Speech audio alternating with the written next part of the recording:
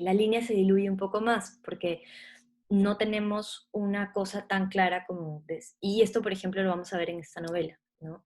No se la llama una novela, o sea, en los topos, no se la llama una autobiografía, se la llama una novela, y sin embargo, el protagonista tiene muchos rezagos o bebe mucho de la figura de carne y hueso del autor, ¿no? Entonces, les muestro este panorama para que ustedes se den cuenta de que eh, es importante situarnos bien antes de abordar los textos, ¿ya?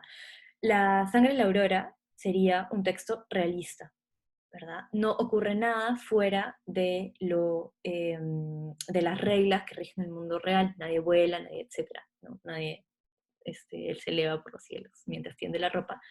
Eh, Mientras que los topos, pues, es es también realista, pero en otro sentido. ¿Ya? Podemos discutirlo un poco más la siguiente sesión. Entonces, sobre ese tema que es de la postmemoria, eh, también, digamos, hay que considerar que atraviesa las tres novelas que ustedes están analizando, ¿no? Space Invaders, Los Topos y La Sangre de la Aurora. Y la pregunta de alguna forma es cómo estas tres novelas están abordando la postmemoria, ¿no? Entonces, preguntas que uno se puede hacer alrededor de la postmemoria, que literalmente significa lo que pasa después de la memoria, son, por ejemplo, lo que dice Susan Sontag sobre el dolor de los demás. Ella se pregunta por esto en relación a la Segunda Guerra Mundial, ¿no? Al sufrimiento de los judíos y, bueno, la desaparición masiva de los judíos por las fuerzas del nazismo. Ella se pregunta cómo representar el dolor de los demás, pero aquí nos estamos, o sea, el dolor de alguien ajeno, aquí nos estamos acercando a alguien que no es tan ajeno, ¿no? Es un familiar que puede ser cercano, mi padre, mi madre desaparecida, o mi abuela desaparecida, ¿no? Entonces las preguntas que surgen acá son, ¿cómo puedo narrar esta historia de alguien que no soy yo, pero es mi filiación directa, sin apropiarme de esas historias, pero a la vez hablando de mí mismo, ¿no? ¿Qué les debo a estas figuras eh, del pasado? ¿No? Si son víctimas, son perpetradores, ¿dónde se pueden situar explícitamente? ¿Es posible situarlas explícitamente? Y luego tenemos también unas preguntas sobre cómo la generación que sigue, eh, digamos, la segunda generación o la tercera o la que sigue, cómo está implicada en los crímenes que ha cometido la primera. Eh, y esa que es fundamental, ¿no? Cómo separarse o cómo vincularse a la historia de la segunda generación para que ella no sea desplazada por el trauma de esa primera, que tiene que ver justamente con lo que les dije antes de el post-conflicto, ¿no? Lo que sucede con una generación después de haber este, atravesado un trauma comunitario, ¿no? Entonces, para resumir, podríamos decir que la posmemoria es la relación que una generación posterior tiene con un trauma que ha sido de tanto personal, colectivo como cultural, de toda una generación que atravesó un trauma de violencia política y que lo definió de esta manera, definió su identidad, definió su idea también de nación y de pueblo, ¿no? Ese término en realidad es de Marianne Hirsch, que es una crítica, me parece que es gringa, pero sí. No, perdón, es rumana, y ella lo acuñó para analizar una novela gráfica que se llama Maus, que de ahí si quieren se las puedo pasar, de Art Spiegelman, que es bien bacán, que es sobre la Segunda Guerra Mundial. Y en ella como hay un personaje que representa al autor que está entrevistando a su padre sobre las experiencias que el padre ha tenido en un campo de concentración. Pero bueno, el término es interesante porque nos habla sobre el legado familiar de los recuerdos de esos sucesos históricos traumáticos para las generaciones posteriores. ¿Qué pasa con los demás, ¿no? Los siguientes?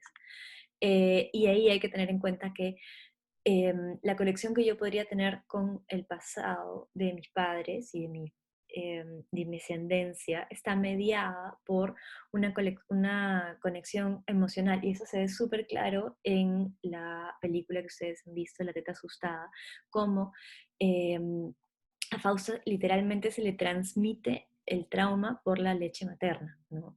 Y eso es como una metáfora muy interesante para hablar de cómo la historia con la que yo cargo no solamente son la historia que yo leo en los periódicos o que me cuentan en el colegio, sino también tiene que ver con un universo afectivo de imágenes, de conductas que tienen mis padres hacia mí y que yo puedo beber desde la infancia, ¿no? Por eso es importante, por eso la posmemoria hace énfasis, ¿no?, en la dimensión afectiva y fantasmática de la memoria, en el sentido de que la memoria es como una especie de fantasma que o sea, la memoria colectiva, ¿no?, es una especie de fantasma que va a atravesar diferentes generaciones, no la va a dejar tranquila, digamos. No es como que yo pueda decir, bueno, mis papás desaparecieron, ya fue, no me interesa, ¿no? O sea, es una carga que yo tengo conmigo, es una especie de mochila. Y esto va a ser fundamental para definir mi propia identidad. Todo esto es sobre todo importante para analizar los topos, ¿ya? Porque en el caso de La sangre de la aurora, en realidad no estamos hablando de una novela de postmemoria, estamos hablando, o sea, perdón, estamos hablando de una novela que se ha escrito después de la, perdónenme, estamos hablando de una novela que se ha escrito después de la finalización del periodo de violencia política. Esta novela es del 2013, eh, pero no estamos hablando de una novela que aborde las preguntas sobre las generaciones siguientes, sino que lo que está representando es el meollo del conflicto, ¿no? Las protagonistas de esta novela son mujeres que están sufriendo que están sufriendo literalmente la violencia in situ. Ok, acá les había puesto un ejemplo de un documental que se llama Mi vida con Carlos, que es bien interesante, se los recomiendo. Es un documental de, me parece que es Germán Berger, que es perdónenme chicos, es una cuestión de tener 30 ventanas verdes. Ya. Mi vida con Carlos es un documental de Germán Berger Hertz, que ganó un montón de premios importantes no sé, en el Festival de Cannes, no, de Marsella, en el San Diego Film Festival, o sea, un montón de premios interesantes, y que se trata de cómo el hijo de un hombre desaparecido, que se llamaba Carlos Berger, em, busca a su padre, ¿no? El papá había sido asesinado en el régimen de Pinochet, em, en un caso como muy emblemático, y lo que hace la película es hacer como una especie de búsqueda personal, súper super testimonial, también individual, subjetiva, por eso es interesante, por parte del hijo, de la memoria de este padre asesinado. Entonces revisa y revalora la historia del personal de él, pero también a través de ella puede ver como la historia de Chile, ¿no? Una familia concreta que nos permite entrar al mundo de Chile, ¿no? Un drama familiar que refleja el drama de todo un país. Pero bueno, La sangre